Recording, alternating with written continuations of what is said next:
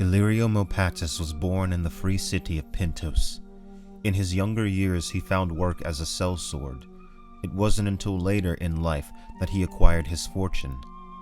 In 297 AC, Illyrio invites the two remaining members of the Targaryen dynasty to his house in Pentos, and in 298 AC, he presents the exiled princess Daenerys Targaryen with a priceless gift.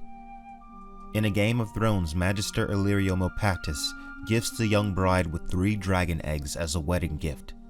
According to him, the eggs were from asshai and had been turned to stone over time. At this point in history, it has been more than 100 years since the last dragon egg was known to have been hatched. Until recently, we have had no real way of deciphering whether or not Illyrio's story was true.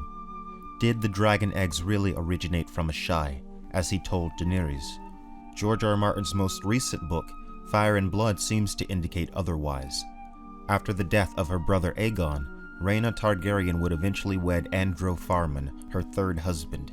He was an unremarkable man, neither strong nor clever. He was also 9 years younger than Rhaena Targaryen. It is implied in Fire and Blood that though Rhaena married Andro, in truth she had eyes only for his sister, Alyssa Farman, who was everything her brother Andro was not. Over the years, a rift would eventually grow between Rhaena and Alyssa, however.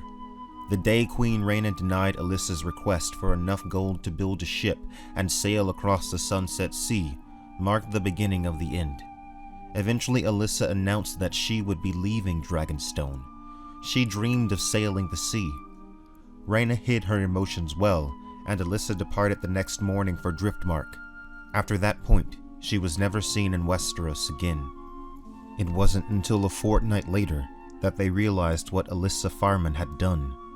3 dragon eggs were missing. There was no trace of them even though they searched for days. Queen Rhaena was enraged. She banished Sir Merrow Bullock, commander of the castle garrison, from Dragonstone, along with his son and a dozen others she thought to be suspicious.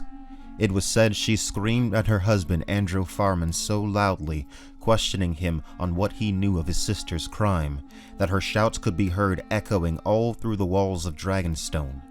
She even sent men to Driftmark in pursuit of Alyssa, but the trail had gone cold. Alyssa had vanished somewhere in Pentos. Fire and Blood seems to imply that the 3 dragon eggs that Alyssa Farman stole from Dragonstone were the eggs that would eventually hatch into Rhaegal, Viserion, and Drogon. More evidence comes in this same chapter when Rhaena flies her own dragon, Dreamfire, to King's Landing to tell her brother King Jaehaerys of what Alyssa had done. Rhaena knew that it was a ship Alyssa wanted, not the dragons themselves. It was most likely that she would sell them for gold. The king's fear was that more dragons would soon hatch, who had no allegiance to House Targaryen. He worried that new dragon lords would appear to possibly challenge them.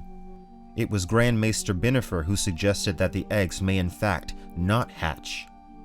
It was gold she wanted, gold to build a ship. She will sell the eggs, they are worth a fleet of ships.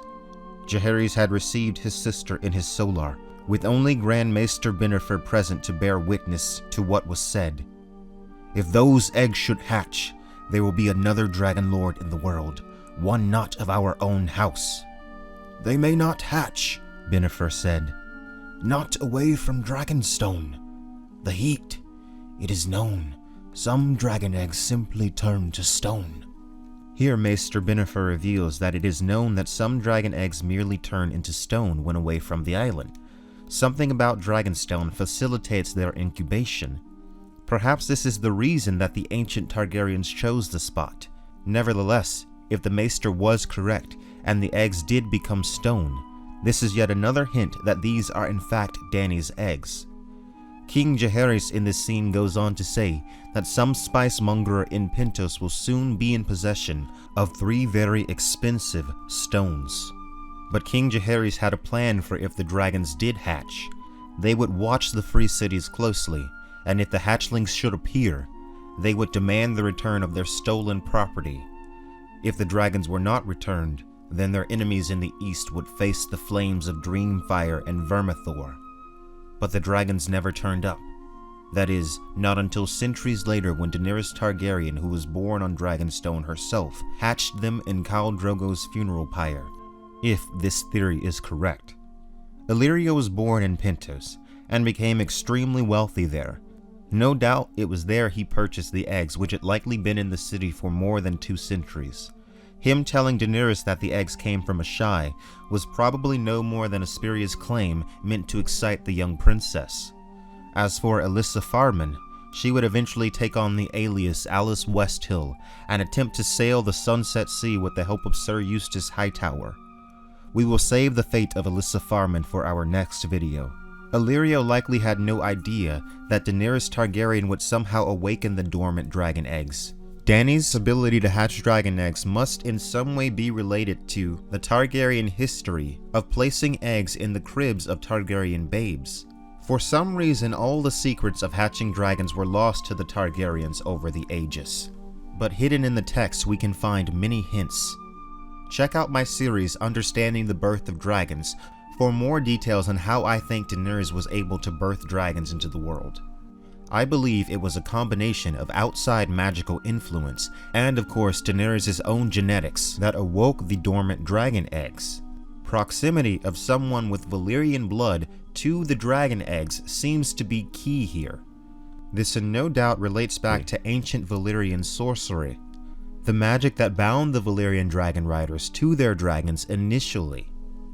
Though it seems obvious that Illyrio bought the dragon eggs in Pentos, it remains a mystery as to whoever had them for the previous 200 years. Thank you guys for watching. Make sure you like and subscribe for more ideas of Ice and Fire. If you enjoyed this video, consider supporting this channel on Patreon.